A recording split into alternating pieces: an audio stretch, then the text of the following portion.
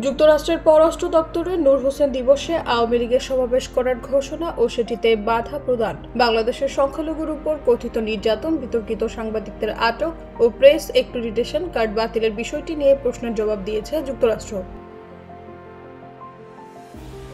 স্থানীয় সময় সোমবার প্রেস ব্রিফিংয়ে কথা বলতে আসেন পররাষ্ট্র দপ্তরের মুখপাত্র ম্যাথিউ মিলার। এ সময় ভারতীয় সাংবাদিক প্রশ্ন করে বলেন, আওয়ামী লীগের শান্তিপূর্ণ সমাবেশে সংঘবদ্ধ হামলার আশঙ্কাজনক খবর শোনা যাচ্ছে। নারীদের উপর হামলা, সংখ্যালঘুর উপর হামলা, সাংবাদিকদের জেল এবং প্রেস অ্যাক্রিডিটেশন কার্ড বাতিল করা হয়েছে। বাংলাদেশের অন্তর্বর্তী সরকারের সমালোচকরা বলেছেন, ছাত্রদের 5 আগস্টের বিপ্লব দেশকে আবারও সেখানে নিয়ে যাচ্ছে যেখান থেকে এটির শুরু হয়েছিল। আমরা দেখছি বেদান্ত প্যাটেল এসবের নিন্দা জানিয়েছে।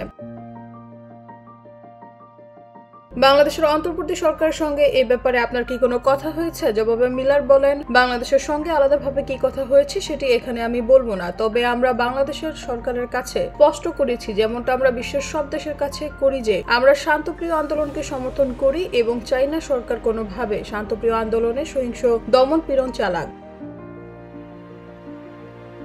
এরপর ওই ভারতীয় সাংবাদিক বাংলাদেশের সংবিধান থেকে ধর্মনিরপেক্ষতা বাদ দেওয়ার উদ্যোগের বিষয়ে প্রশ্ন করেন এবং জিজ্ঞাসা করেন এই ব্যাপারে তার কিছু বলার আছে কিনা। জবাবে মিলার বলেন, তিনি বিষয়টি টুকে রাখবেন এবং তাদের কিছু বলার আছে কিনা দেখবেন। নিউজ ডেস্ক, ভোরের পাতা।